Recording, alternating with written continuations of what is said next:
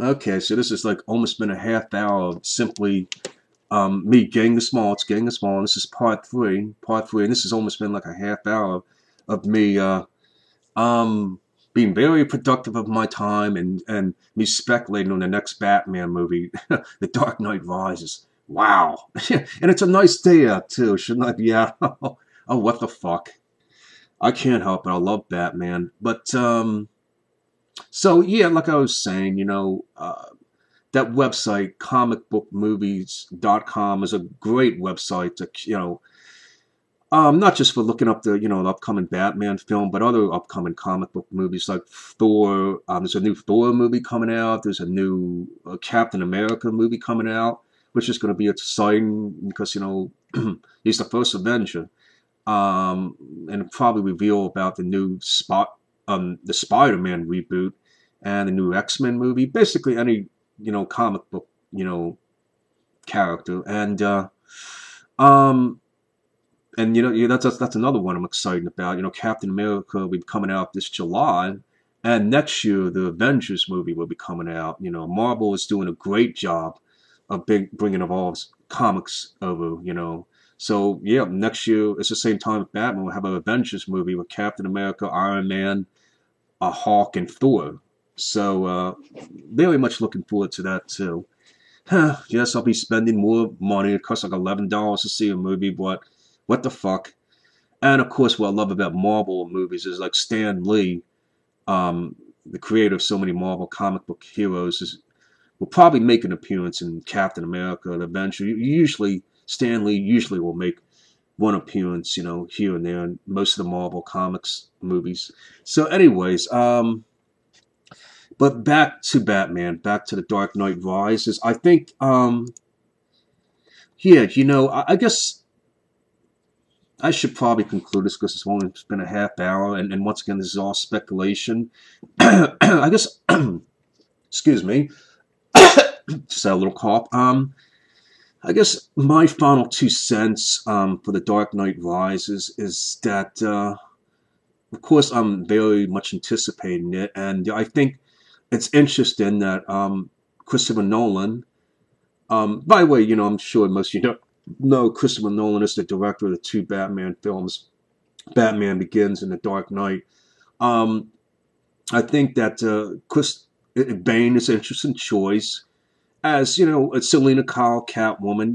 Let's be honest, like Catwoman, Catwoman, just like the Joker or Two Face, has always been a big part of the Batman universe, the Batman story. So it's fine and dandy that she's in there, and I think some people don't, they're concerned that Anne Hathaway has been cast in the role of Selena Kyle.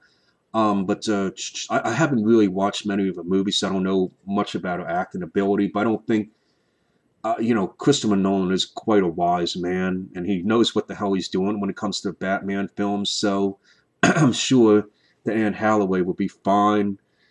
Selena Kyle and Tom Hardy.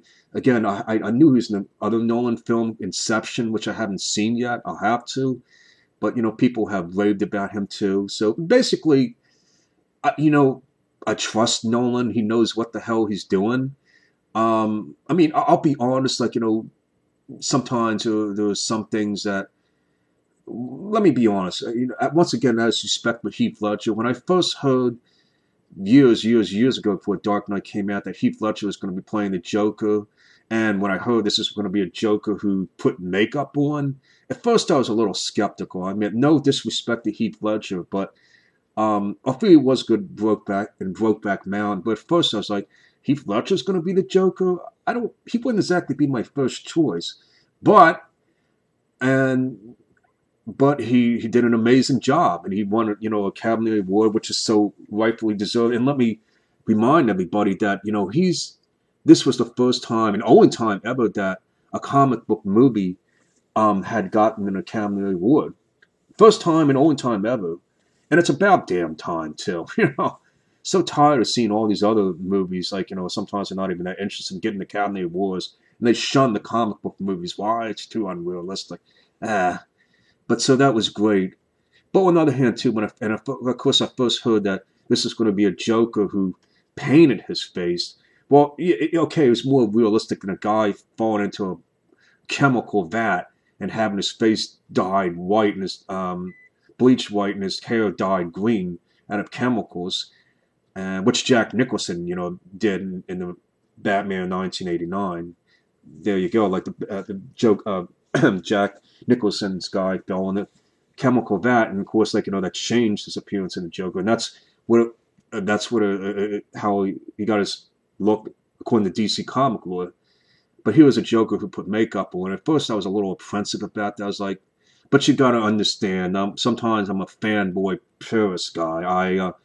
I'm the same kind of guy that when the first X-Men movie came out, I wasn't particularly crazy. All the X-Men characters were in black. I wanted to see Wolverine in yellow and blue, and I wanted to see Cyclops in the blue costume with yellow hair.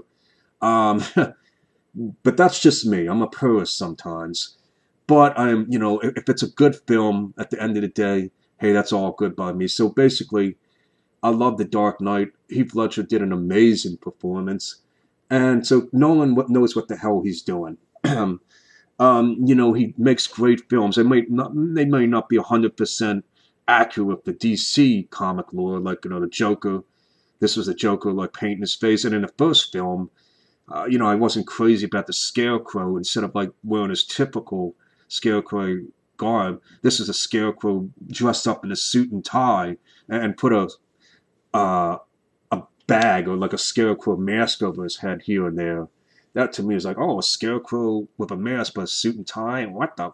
But again, it was a great film. So the post fanboy in me is like, well, I like my stuff.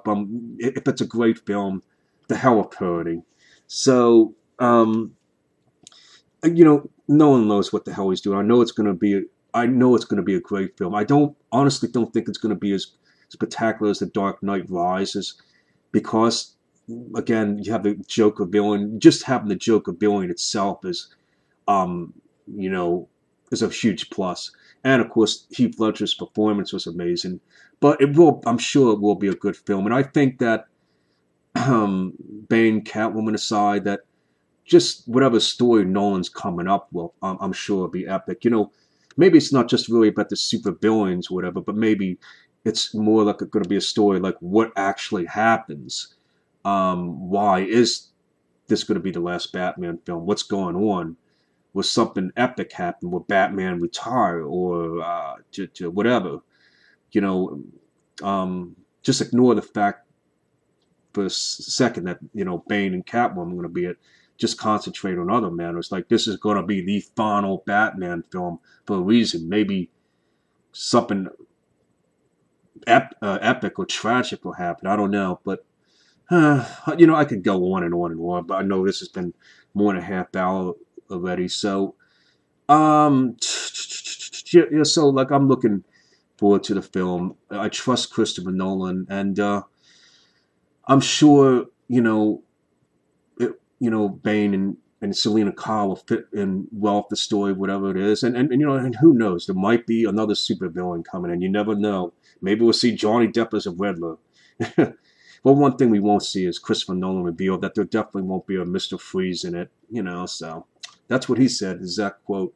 But anyway, it's just has been more than a half hour. I'm almost on the 40 minutes. And so I just wanted to share my thoughts with everybody. And that is these are the facts. This whole video has been about the facts that I know about. It's actually almost March 2011 right now. It's almost March 2011. It's almost the end of February right now. So it's still about a year and a half till the film's released. So this is what I know so far about the film. And these are also my thoughts on it too. So that's what this whole video has been about. So, I hope you enjoyed this. I know it's quite a bit on the long side, but forgive me, I'm a Batman enthusiast. So I thank anybody for listening. I hope you enjoyed it.